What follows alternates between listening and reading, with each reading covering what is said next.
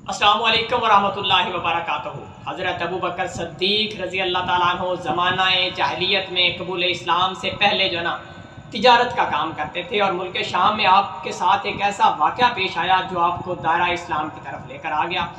हुआ कुछ यूँ कि हज़रत अबू बकर सिद्दीक़ ख्वाब में देखते हैं कि चाँद और सूरज को आपकी गोद में उतारा गया है और आपने वो लपेट कर अपने सीने से लगा लिया। जैसे ही ख्वाब से बेदार हुए, आप एक राहब के पास तशरीफ़ ले गए ताकि मैं ख्वाब की ताबीर पूछ सकूं।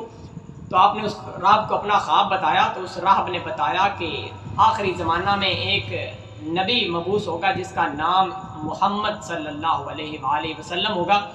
अच्छा दोस्तों, हमारे ईमान का तकाजा ये है कि आका अलैहिस्सलाम का जब भी नाम हमारे सामने लिया जाए तो हम उस पर दरूद पाक लाजमी पढ़ें, क्योंकि आका अलैहिस्सलाम ने फरमाया कि नहायत ही बखील है वो शख्स जिसके सामने मेरा जिक्र किया जाए और वो मुझ पर दरूद पाक ना पढ़े सल्लल्लाहु अलैहि वसल्लम। उस राहब ने बताया कि आप उस नबी पर कलमा पढ़ने वाले अव्वलीन में शामिल होंगे। और मज़ीद उसने अपनी बात को जारी रखते हुए बताया कि उनके दुनिया से पर्दा फरमा जाने के बाद आप खलीफतुल मुस्लिमीन में भी अव्वलीन होंगे। और नेक्स्ट बात सुने राहब की, आपके सीने में ठंड पड़ जाएगी। राहब कहता है कि मैं भी उस नबी पर ईमान ला चुका हूँ, लेकिन नसारा के डर से मैं ये बात जाहिर नहीं कर रहा। अब जैसे ही उस राहब के ईमान लाने की बात सुनी, हज़रत सिद्दीक़ अकबर के दिल में आका अलैहिस्सलाम को मिलने की मोहब्बत पैदा होगी। वो चाहते थे कि मेरी उनसे मुलाकात हो। तो जब हजूर मक्का में तशरीफ़ लाए तो काफ़ी लोग आपसे दूर हो गए थे अशात इस्लाम की वजह से। हज़रत अबू बकर सिद्दीक़ से आका अलैहिस्सलाम ने फरमाया कि आप अक्सर खिदमत में हाज़िर होते हैं, लेकिन दायरा इस्लाम में दाखिल क्यों नहीं हो रहे? तो हज़रत अबू बकर सिद्दीक़ ने कहा कि मुझे आप कोई अपने मोजज़ात दिखाएं।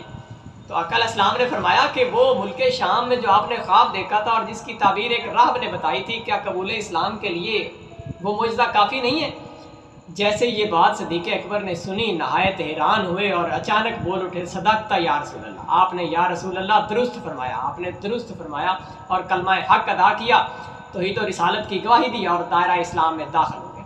और फिर इस्लाम का पल्ला इस तरह मजबूती से पकड़ा कि आका अलैहिस्सलाम से मोहब्बत के चर्चे हम अभी किताबों में भी पढ़ रहे हैं और सहाबा की ज़िंदगी में भी उनकी मिसालें बेशुमार मिलती हैं।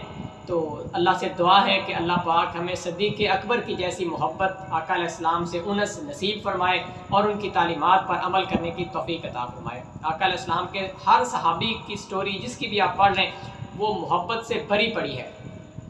तो अल्लाह पाक हमें सहाबा जैसी मोहब्बत नसीब फरमाए। वस्सलाम, जज़ाकल्लाह।